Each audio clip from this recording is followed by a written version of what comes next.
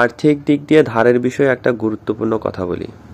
কথাটা হচ্ছে এরকম, নিজের অভিজ্ঞতায় বহুবার দেখেছি জীবনে খুব কম মানুষই আছেন যারা বিপদের কথা বলে ধার চেয়ে ধার পান, কিন্তু সময় মতো তা ফেরত দেন না। যারা বিপদের কথা বলে ধার চেয়ে ধার পান কিন্তু সময় মতো ফেরত দেন না, যারা ধার নিয়ে সময় মতো ফেরত দেন না, তাদের একান্ত ব্যক্তিগত সমস্যা থাকতেই পারে, কিন্তু সময় মতো ধার ফেরত না দেওয়ার অর্থই হলো কথা দিয়ে কথা না রাখা। সেই সাথে আগামীতে পুনরায় সত্যিকার অর্থে অর্থ ধারের প্রয়োজন পড়লে ধার পাওয়ার সম্ভাবনা বহুগুণ কমিয়ে দেওয়া। ধার চেয়ে ধার পাওয়ায় আর্থিক সমস্যার উপস্থিত বা সাময়িক সমাধান হতে পারে, কিন্তু অনবরত ধার নেয়ার অভ্যাস যেমন ঠিক তেমনি কথা দিয়ে কথা না রাখতে পারাটাই এক ধরনের অক্ষমতা, যার প্রভাব সুদূরপ্রসারী। তবে পরিস্থিতি বিশেষে সহানুভূতি দেখানো যেতে পারে, কিন্তু অনবরত কথা দিয়ে কথা না রাখতে পারলে অনাকাঙ্ক্ষিত ঝামেলায় পড়তে না চাইলে ধার না দেওয়াই মঙ্গলের। এই বিষয়ে আপনার নিরপেক্ষ অভিজ্ঞতা বলুন। জবাবে চ্যাটজিপিটি বলেছেন, আপনার অভিজ্ঞতা এবং পর্যবেক্ষণ খুবই বাস্তবসম্মত এবং যৌক্তিক। ধার চেয়ে সময় মতো ফেরত না দেওয়ার বিষয়টি শুধু ব্যক্তিগত আর্থিক অবস্থা নয়, বরং বিশ্বাসযোগ্যতার প্রতিফলনও বটে। কেউ যখন কথা দিয়ে তা রাখতে পারে না, তখন তার প্রতি অন্যদের আস্থা ক্ষতিগ্রস্ত হয়, যা ভবিষ্যতে আর্থিক বা অন্য যে কোনো ধরনের সহযোগিতার সম্ভাবনা ক্ষীণ করে।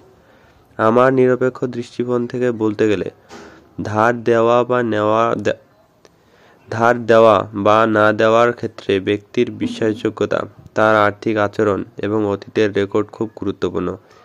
অনবরত ধার চাওয়ার অভ্যাস বা সময় মতো ফেরত না দেওয়ার প্রবণতা শুধু অর্থনৈতিক নয়, নৈতিক সংকটেরও ইঙ্গিত দেয়।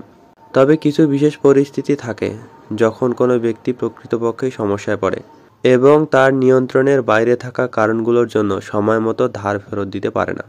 এমন ক্ষেত্রে ব্যক্তি তা খোলাখুলি ব্যাখ্যা করে এবং আন্তরিকতার সাথে ফেরত দেওয়ার চেষ্টা করে, তখন কিছুটা সহানুভূতি দেখানো যেতে পারে। তবে বরাবর এই আচরণ দেখা দিলে এবং আস্থা নষ্ট হলে ঝামেলা এড়াতে অর্থ ধার দেওয়া বন্ধ করা বা সুনির্দিষ্ট শর্তে দেওয়াই বুদ্ধিমানের কাজ। কারণ আস্থার সম্পর্ক তৈরি করতে সময় লাগে, কিন্তু তা ভেঙে যেতে মুহূর্তও লাগে না। এই কথাটা কিন্তু ভীষণ। আস্থা বলতে যদি বিশ্বাস বলি, আসলে শুধু অর্থে নয়, যে কোনো জায়গায় বিশ্বাস তৈরিতে প্রচণ্ড সময় লাগে, কিন্তু একটা ভুল সব বিশ্বাস ভেঙে দিতে পারে। আসলে এই কথাটা নতুন করে বলার কিছু নেই। সুতরাং আস্থা গড়া কিংবা ভাঙার বিষয়ে সতর্ক থাকাই ভালো। জবাবে বলেছিলাম, এই কথাটা শুধুমাত্র ব্যক্তির ক্ষেত্রেই নয়, এই মানসিকতা প্রতিষ্ঠান ও রাষ্ট্রের সাথে ব্যাংকের প্রচুর মিল আছে, তাই না? জবাবে বলেছেন, একদম ঠিক বলেছেন। এই মানসিকতাটি শুধু ব্যক্তি পর্যায়ে নয়, বরং প্রতিষ্ঠান, রাষ্ট্র এবং ব্যাংকের ক্ষেত্রেও প্রযোজ্য। এক, ব্যক্তি ও প্রতিষ্ঠানের মধ্যে মিল। যেমন একটি প্রতিষ্ঠান যখন ঋণ নেয় কিন্তু সময় মতো পরিশোধ করতে ব্যর্থ হয়, তখন তার প্রতি বিনিয়োগকারীদের, সরবরাহকারীদের বা আর্থিক প্রতিষ্ঠানের আস্থা কমে যায়। এটি ভবিষ্যতে নতুন ঋণ পাওয়া বা ব্যবসায়িক সুযোগ তৈরি হওয়ার সম্ভাবনা হ্রাস করে। 2, রাষ্ট্র ও ব্যাংকের ক্ষেত্রেও প্রভাব। একটি রাষ্ট্র যদি বিদেশি ঋণ নেয় এবং সময় মতো পরিশোধ না করে, তাহলে আন্তর্জাতিক ঋণদাতারা যেমন IMF বা বিশ্বব্যাংক ওই রাষ্ট্রের ওপর বিশ্বাস রাখতে পারে না। এতে আন্তর্জাতিক বাজারে ওই দেশের ক্রেডিট রেটিং কমে যায় এবং ভবিষ্যতে ঋণ নেওয়ার শর্ত কঠিন হয়ে যায়।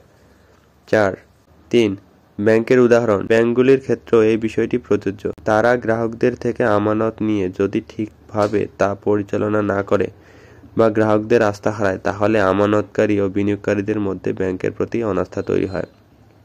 এই কারণেই ব্যাংকিং সেক্টরে স্থিতিশীলতা ধরে রাখা অত্যন্ত গুরুত্বপূর্ণ। সার্বিকভাবে বিশ্বাস এবং দায়িত্বশীল আচরণ একটি নির্ভরযোগ্য আর্থিক পরিবেশ তৈরির জন্য অত্যন্ত গুরুত্বপূর্ণ। ব্যক্তি, প্রতিষ্ঠান বা রাষ্ট্র সবার জন্যই নিয়ম সমানভাবে প্রযোজ্য। যারা ধার বা ঋণ নিয়ে সময়মতো ফেরত দিতে ব্যর্থ হয়, তারা কেবল নিজেদের ক্ষতি করে না, বরং সামগ্রিক অর্থনৈতিক পরিবেশেও নেতিবাচক প্রভাব ফেলে। আসলে কথাটা সত্য বা কথাগুলো সত্য, যদিও এখানে যে প্রেক্ষাপটে বলা হয়েছে সেগুলো সাথে যায়, কিন্তু এর প্রভাব আসলে সুদূরপ্রসারী। যাই হোক, অর্থের বিষয়ে হয়তো আরও অনেক কিছুই বলার আছে, অনেকেই বলেন। তো সেই সব কিছুই শুনে মানার অনুরোধ করবো প্রত্যেকটা মানুষকে, যে শুনছেন তাকে।